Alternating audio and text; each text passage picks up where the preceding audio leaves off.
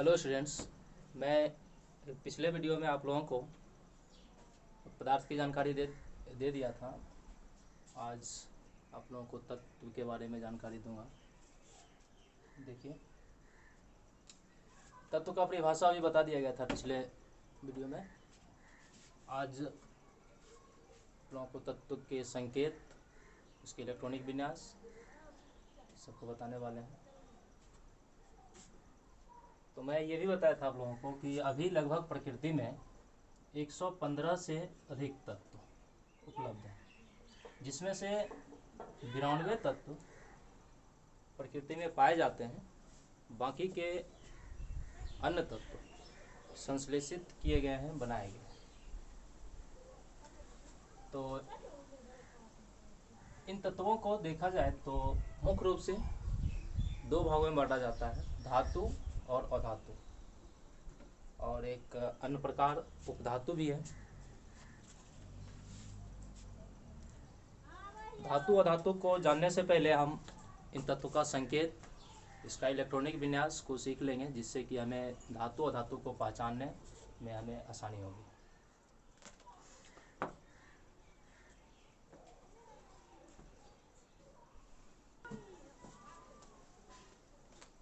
बोले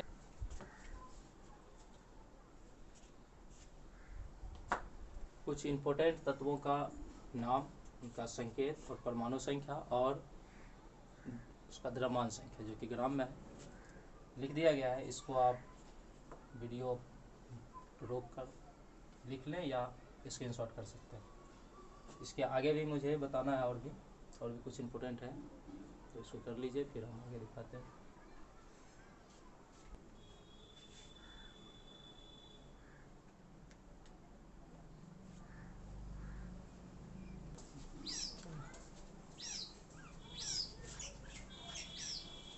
सल्फर के आगे लिख दिया गया है जिंक तक।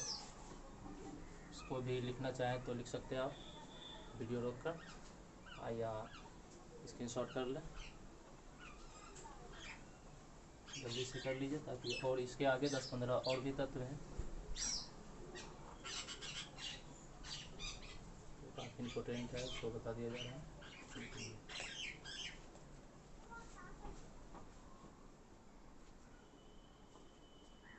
जिंक तक लिख दिया गया था उसमें। अभी आर्सेनिक से बिस्मथ तक भी लिख दिया गया है, जो कि काफ़ी इम्पोर्टेंट है। इसको भी आप वीडियो पॉज करके लिख लें या स्क्रीनशॉट ले लें।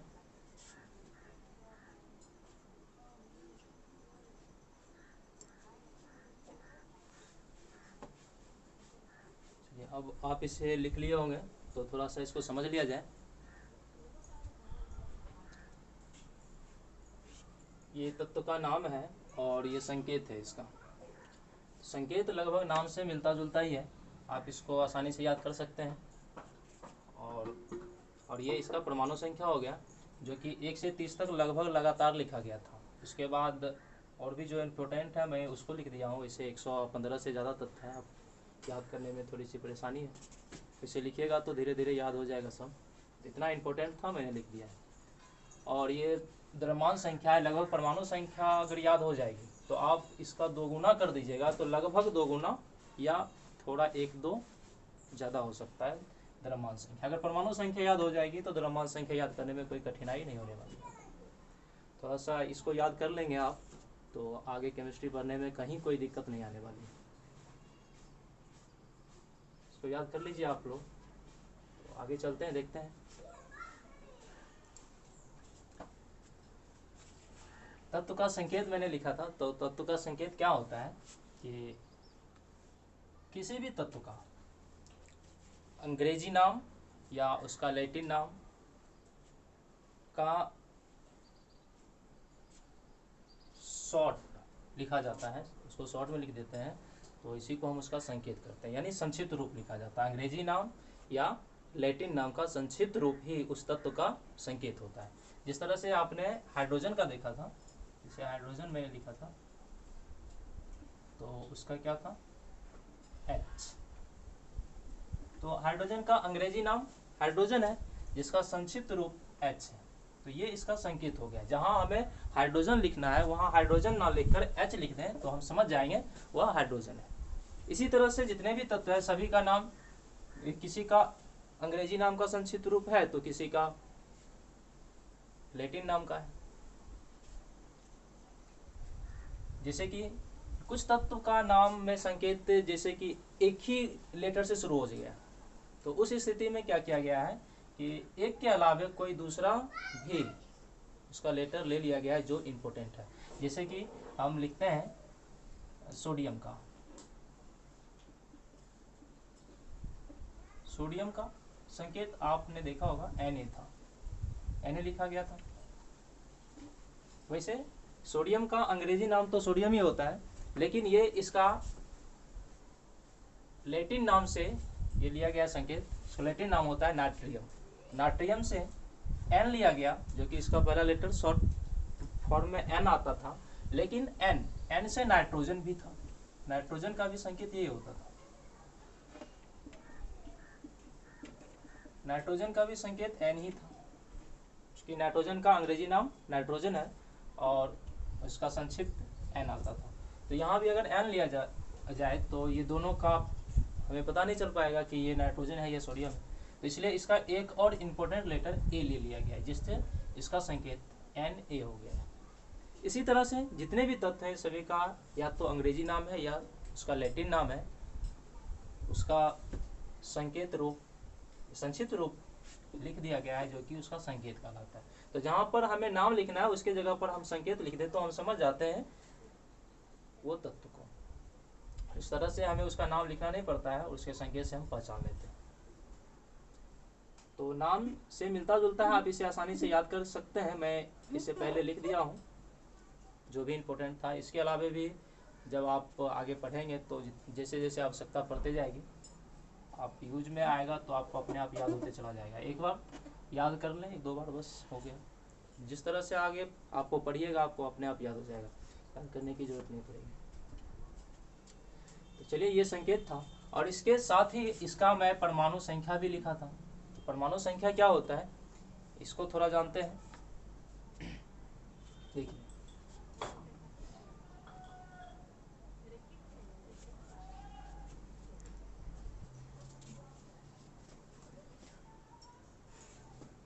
किसी भी तत्व में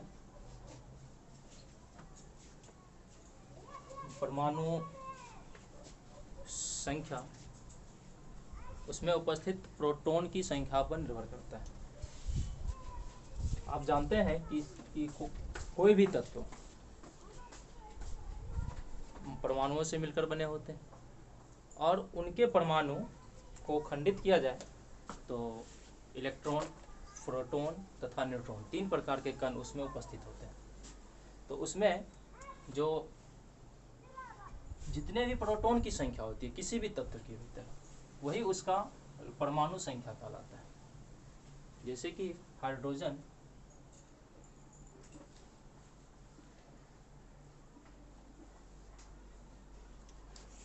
का संकेत H है और इसका परमाणु संख्या 1 है। तो इसका अर्थ है कि इसमें प्रोटॉन की संख्या भी 1 होगी, यानी P की संख्या 1।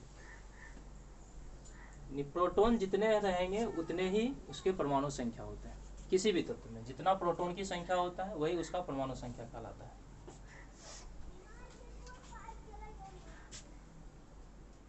परमाणु संख्या को आप P से सूचित कर सकते हैं।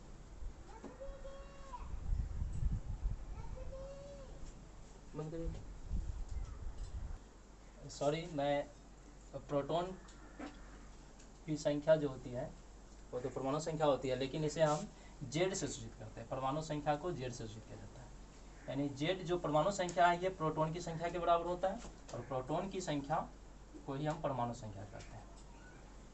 जैसे कि हाइड्रोजन है तो हम Z बराबर P बराबर 1 लिख सकते हैं। इस तरह से हाइड्रोजन का परमाणु संख्या 1 होगी। वैसे देखिएगा तो तत्व के अंदर इलेक्ट्रॉन की संख्या और प्रोटॉन की संख्या हमेशा बराबर रहता है। न्यूट्रॉन की संख्या इसके बराबर या 1 या 2 ज़्यादा हो सकता है, लेकिन इलेक्ट्रॉन और प्रोटॉन की संख्या हमेशा परमाणु में एक ही समान रहता है। तो आप इलेक्ट्रॉन के बराबर भी परमाणु संख्या लिख सकते हैं। वैसे जब भी परमाणु संख्या की बात हो तो प्रोटॉन की संख्या को ही परमाणु संख्या कहा जाता है, इलेक्ट्रॉन की संख्या नहीं लिया जाता है। लेकिन आप उसके अंदर देख सकते हैं जितने प्रोटॉन रहता है उतने ही इलेक्ट्रॉन पाए जाते हैं, इसलिए हम प्रोटॉन की संख्या के बराबर इलेक्ट्रॉन की संख्या लिख सकते हैं या इलेक्ट्रॉन की संख्या बराबर परमाणु संख्या लिख सकते हैं। तो इस तरह से Z बराबर E बराबर P लिख सकते हैं, और ये तीनों आपस में हमेशा बराबर होते हैं। जैसे कि अगर इसमें से कोई एक भी अगर हमें पता चल गया तो हम इन तीनों के बारे में बता सकते हैं। जैसे हाइड्रोजन में हम बात करें कि इसका, जैसे मैंने कहा प्रोटॉन की संख्या एक है, तो इसका अर्थ है इसमें इलेक्ट्रॉन की संख्या भी एक होगी और इसका परमाणु संख्या भी एक ही होगा। इसमें से तीनों में से कोई एक की अगर जानकारी हो जाती है तो हमें इन तीनों का पता चल जाता है, और लगभग न्यूट्रॉन की संख्या भी इसके बराबर ही हो जाता है, और किसी में एक या दो ज़्यादा हो सकता है लेकिन कम नहीं होता है। तो इसे हम न्यूट्रॉन की संख्या इसके बराबर नहीं लिख सकते हैं। जैसे एक दो और उदाहरण लेते हैं, जैसे सोडियम की बात करें हम, सोडियम संकेत Na होता है, इसका अगर परमाणु संख्या हम पूछते हैं तो आप 11 कहेंगे। 11 कहने का मतलब इसमें Z यानी परमाणु संख्या 11 है, तो इसका अर्थ है कि प्रोटॉन की संख्या भी इसके अंदर 11 ही है और इलेक्ट्रॉन भी 11 होगा। इस तरह से अगर हमें एक चीज़ पता चल जाता है तो हम इन तीनों की जानकारी दे सकते हैं। इसे मुख्य रूप से प्रोटॉन की संख्या 11 है तो इसीलिए इसका परमाणु संख्या भी 11 आ गया। इस तरह से इसको जान सकते हैं। जैसे कैल्शियम है C है, उसका संकेत होता है, इसको हम कैल्शियम पढ़ेंगे, और इसका परमाणु संख्या आपको याद होगा 20। तो इसमें हम अगर परमाणु संख्या पूछ दें तो आप तो 20 बताएंगे, यानी Z बराबर 20। और इलेक्ट्रॉन की संख्या भी परमाणु संख्या के बराबर ही होता है, इसलिए इलेक्ट्रॉन की संख्या भी 20 हो गया। और इस तरह से आप इसमें प्रोटॉन की संख्या बता सकते हैं, वो भी 20 हो जाएगा, क्योंकि ये तीनों हमेशा बराबर होता है। इस तरह से मैं आशा करता हूँ कि परमाणु संख्या आपको समझ में आ गई होगी। तो आगे मैं द्रव्यमान संख्या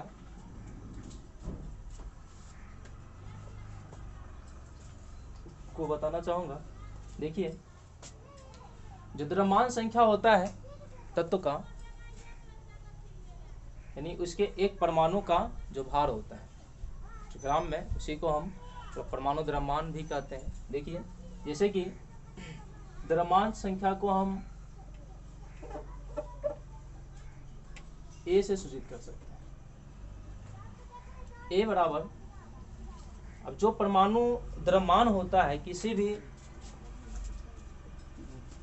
तत्व का, वो उसके परमाणु के अंदर उपस्थित प्रोटॉन की संख्या और न्यूट्रॉन की संख्या के योगफल के बराबर होता है।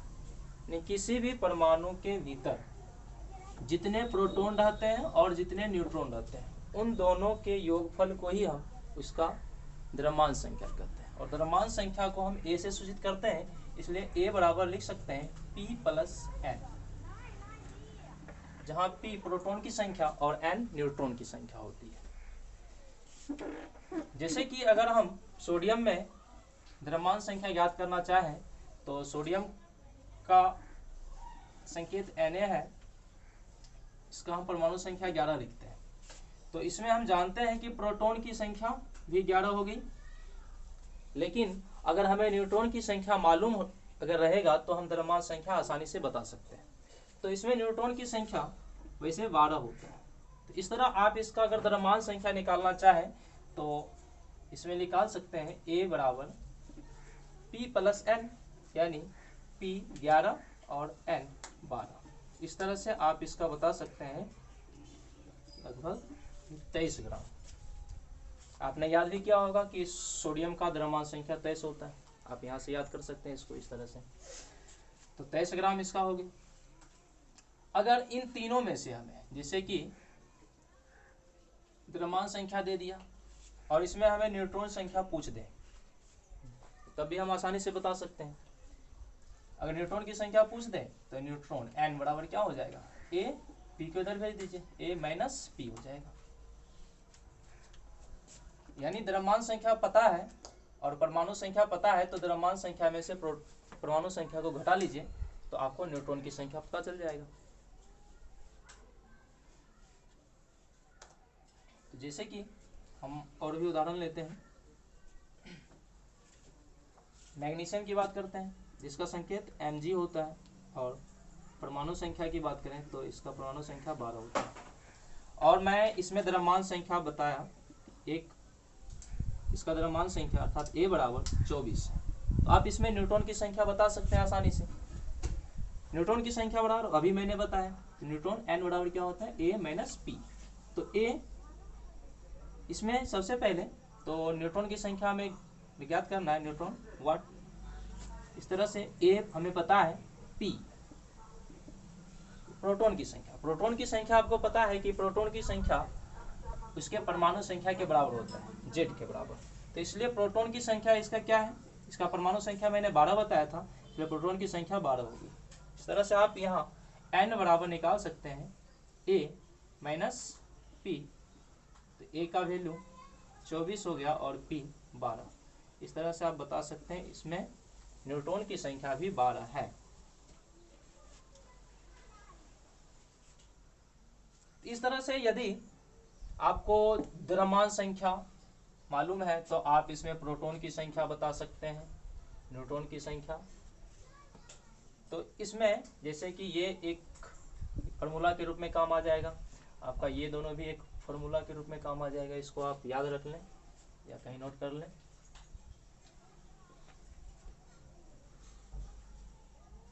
चलिए आगे चलते हैं। आशा करता हूँ आप लोगों को द्रव्यमान संख्या समझ में आ गई होगी। तो आज के वीडियो में इतना ही रहने दे रहा हूँ, और अगले दिन आप लोग इसका परमाणु संख्या अच्छे से याद कर लीजिएगा, ताकि आगे इलेक्ट्रॉनिक विन्यास बताने में हमें कोई कठिनाई नहीं होगी और हम आसानी से समझ लेंगे। तो चलिए आज का वीडियो इतना ही, धन्यवाद। अगर वीडियो अच्छी लगी होगी, आपको समझ में अच्छे से आया होगा, तो आप मेरे चैनल को सब्सक्राइब कर लीजिए ताकि और भी आगे वीडियो मिलती रहे आपको। और अच्छी लगी तो लाइक भी कीजिए और अपने दोस्तों में शेयर कीजिए।